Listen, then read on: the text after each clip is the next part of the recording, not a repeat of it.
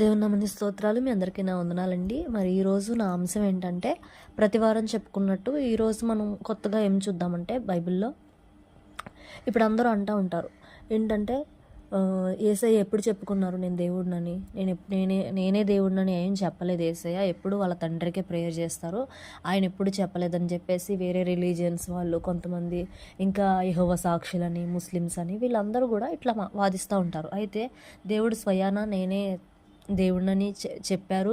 And నన్ను చూస్తే తండ్రిని చూసినట్టే అని చెప్పారు. అటువంటి వర్సులు అయితే నేను చూపించను. కానీ ఈరోజు ఏంటంటే ముఖ్యమైన అంశం ఏంటంటే, సాక్షాత్తు మన పరమ తండ్రే మన దేవుణ్ణి పొగుడుతాడు. బైబిల్లో ఉంది ఇది. నేను చూసి చాలా ఆశ్చర్యపడ్డానండి. సో మీ అందరికి కూడా తెలియచెప్పాలని నేను ఎంతగానో ఆశపడుతున్నాను. ఏంటంటే ఫస్ట్ ఆఫ్ ఆల్ దేవుడు, పరమ తండ్రి అయిన దేవుడు, సర్వాధికారి, మన యేసయ్య గురించి చెప్తారు. స్వయాన యేసయ్య గురించి ఏమంటారో తెలుసా? మనం మీకు వర్స్ చెప్తాను. హెబ్రీలకు రాసిన పత్రిక 1వ అధ్యాయము ఇలా చదువుకుంటూ ఉండగా 1వ అధ్యాయంలో చదువుకుంటే, పూర్వకాలమందు నానా సమయంలోనూ నానా విధములుగాను ప్రవక్తల ద్వారా మన పితరులతో మాట్లాడిన దేవుడు యేసయ్య, తండ్రి, ఈ దినముల అంతమందు కుమారుని ద్వారా మనతో మాట్లాడాను. ఎవరి ద్వారా అంట? కుమారుని ద్వారా మనతో మాట్లాడాను. ఆయన ఆ కుమారుణ్ణి సమస్తమునకును వారసునిగా నియమించెను. ఆయన ద్వారా ప్రపంచములను నిర్మించెను. మన నిర్మాత ఎవరు? యేసయ్య.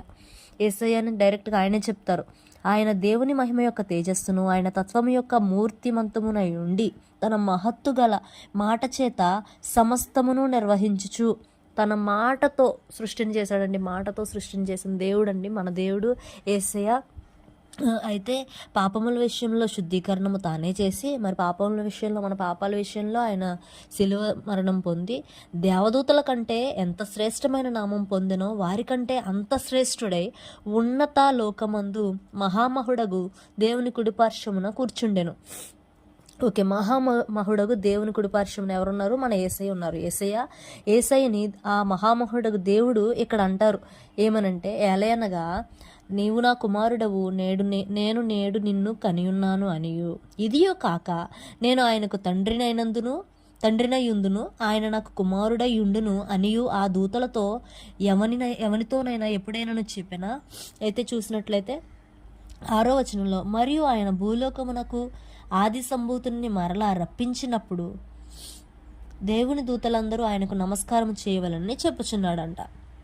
అలాగే ఇదంతా 7వ వచనంలో చూస్తే, ఇప్పుడు మనకి అసలైన వచనం వస్తుంది. ఏంటంటే, తన దూతలను వాయువులుగాను తన సేవకులను అగ్నిజ్వాలలుగాను చేసుకొనివాడు అని తన దూతలను గురించి చెప్పుచున్నాడు. కానీ తన కుమారుని గురించి అయితే మనం అండర్లైన్ చేసుకోవచ్చు. 8వ వచనంలో తన కుమారుని గురించి అయితే ఏమంటారో చూడండి. దేవా, నీ సింహాసనము నిరంతరము నిలుచున్నది, నీ రాజదండము న్యాయార్థమైనది, నీవు నీతిని ప్రేమించితివి, దుర్నీతిని ద్వేషించితివి, అందుచేత దేవుడు నీ తోడివారి కంటే నిన్ను హెచ్చించినట్లుగా ఆనంద తైలముతో అభిషేకించెను. మళ్ళీ ఏమంటున్నాడు ఇక్కడ 8వ వచనంలో? సాక్షాత్తు పరమ తండ్రి ఏమంటున్నారో తెలుసా తన కుమారుని గురించి? అంటే యేసయ్య గురించి, దేవా నీ సింహాసనము, దేవా అని పిలుస్తున్నారు. ఎవరిని? యేసయ్యని దేవా అని పిలుస్తున్నారు. వాళ్ళు పిలవాలి వీళ్ళు పిలవాలని ఏం లేదు. సాక్షాత్తు దేవుడిని దేవా అంటున్నారు. ఇప్పుడు యేసయ్య అక్కడ చెప్పాడు నా దేవుడిని, ఆయన్నే దేవుడు అని అంటున్నారు కదా, వాళ్ళందరికీ ఇది చూపించవచ్చు మనం. సాక్షాత్తు దేవుడే, దేవా నీ సింహాసనం నిరంతరం నిలిచినని యేసయ్య గురించి చెప్తున్నారు. అలాగే 10వ వచనంలో చూస్తే, ప్రభువా నీవు ఆదియందు భూమికి పునాది వేసితివి.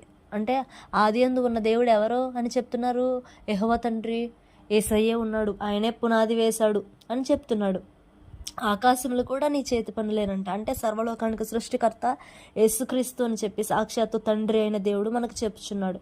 ఆకాశములు కూడా నీ చేతి పనులే, అయితే అవి నశించును కానీ నీవు నిలిచి ఉందువు. ఓకేనా? అవన్నీ వస్త్రముల వల్లే పాతగిల్లును, ఇలా చెప్తున్నారనమాట. సో దేవుడు మనకి చెప్తుంది ఏంటంటే, ప్రభువుని సాక్షాత్తు పరమ తండ్రే, ప్రభువా నువ్వు ఆదియందు భూమికి పునాది వేసితివి, ఆకాశంలో కూడా నీ చేతి పనులే, అవి నశించును కానీ నీవు నిలిచిందువు అని చెప్పేసి చెప్తున్నాడు అనమాట. అంటే సాక్షాత్తు ఏసైని యెహోవా దేవుడే ఏసైని దేవుడు అని చెప్తుంటే మనం ఏ పాటి వారని చెప్పండి. యేసు దేవుడు కాదు, యేసు దేవుడు కాదు అనే వాళ్ళకి ఇది మనం ఈ వీడియో షేర్ చేసి తెలియచెప్పచ్చు అనమాట. ఇంకా మరింత కంటెంట్తో నెక్స్ట్ వీక్ మేము ముందుకు వస్తాను. నాకు మీ వీడియోస్ మీకు నా వీడియోస్ కనుక రావాలని ఉంటే మీరు సబ్స్క్రైబ్ చేసుకోండి, పక్కనున్న గంట బెల్ కూడా కొట్టండి. ఓకేనా? దేవుని నామమున స్తోత్రం. మీ అందరికీ నా వందనాలండి. Thank you for watching. Please subscribe to my YouTube channel.